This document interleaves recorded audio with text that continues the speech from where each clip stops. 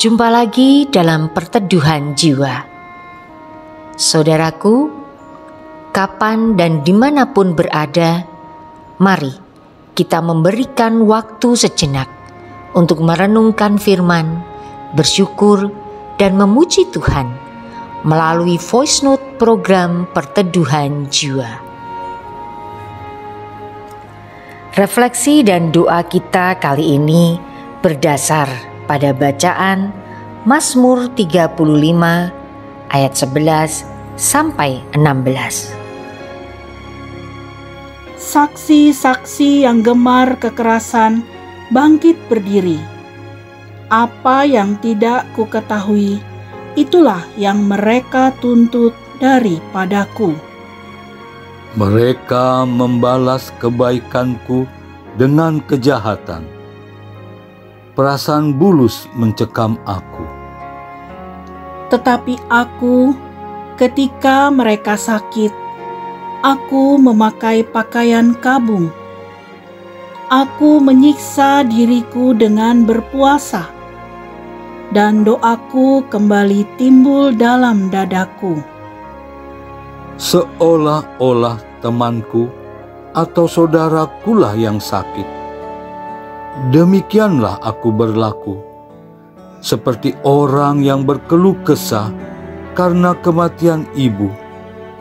Demikianlah aku tunduk dengan pakaian kabung.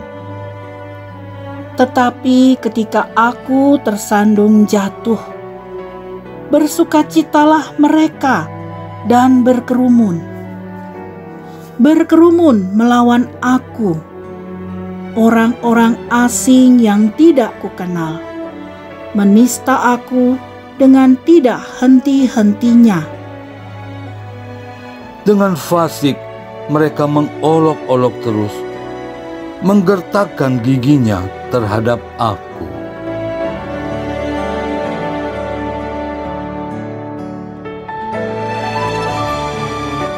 Pak Sukoco akhirnya bersedia dipilih oleh warga untuk menjadi ketua rukun tetangga atau ketua RT, sebab tidak ada seorang pun yang bersedia.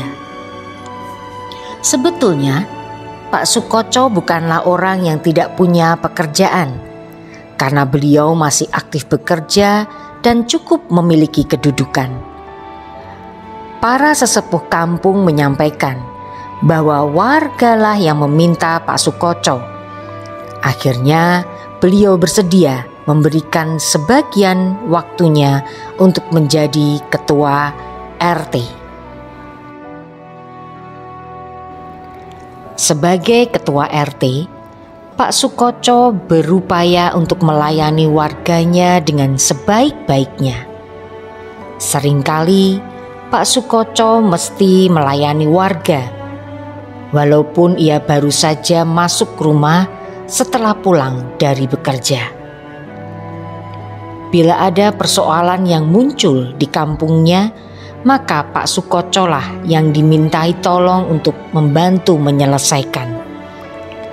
Bahkan dalam banyak kegiatan untuk warga, Pak Sukoco sering merogoh kocek sendiri untuk menambah kekurangan biaya.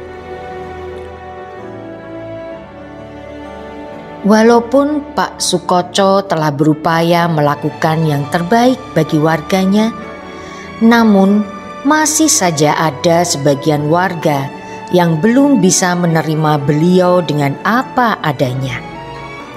Ibarat kata, orang-orang itu hanya mau uang dan kepemimpinan Pak Sukoco saja, namun tidak dengan pribadinya. Orang-orang itu seringkali sengaja datang ketika Pak Sukoco dan keluarga hendak berangkat ke gereja.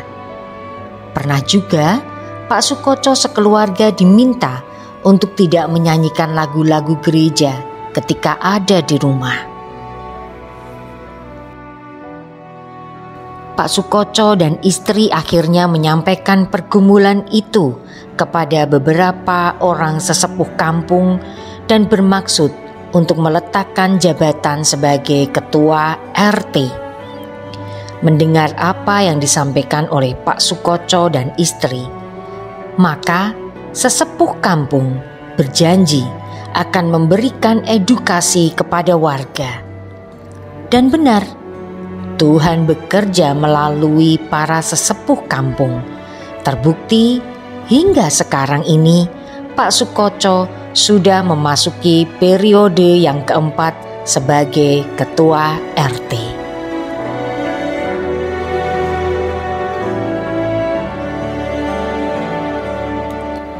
Saudaraku, mari kita berdoa. Seringkali kami tidak memahami apa yang menjadi rancangan-Mu atas kehidupan kami, ya Tuhan. Dalam banyak peristiwa, kami sering hanya melihat apa-apa yang nampak buruk saja, sehingga tidak dapat mengucap syukur. Terlebih lagi, ketika berhadapan dengan orang-orang yang mencari-cari kesalahan, kami akhirnya marah kepadamu, ya Kristus. Saat itu kami merasa bahwa seolah-olah Engkau meninggalkan diri kami. Dalam beberapa pengalaman, kami mencatat bahwa ada kalanya para pencemooh menuntut kami ikut bertanggung jawab terhadap hal-hal yang tidak kami ketahui dan tidak kami lakukan. Sungguh, ya Tuhan, kami merasakan bahwa orang-orang yang telah kami tolong justru berbalik melawan kami. Di saat itu, kami seperti orang yang sebatang kara, sendiri tanpa teman. Tergambar dalam benak kami berbagai bentuk kebaikan yang telah kami lakukan untuk orang-orang itu.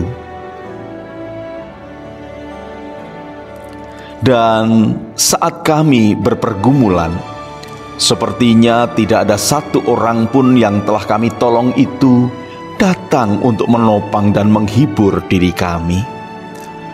Kami seperti orang yang tertunduk dengan pakaian berkabung. Akan tetapi, seiring dengan berjalannya waktu, kami menyaksikan dengan jelas bagaimana tangan Tuhan bekerja untuk menyelamatkan kami. Perlahan tapi pasti, Engkau menghancurkan para pencemooh dengan cara yang ajaib.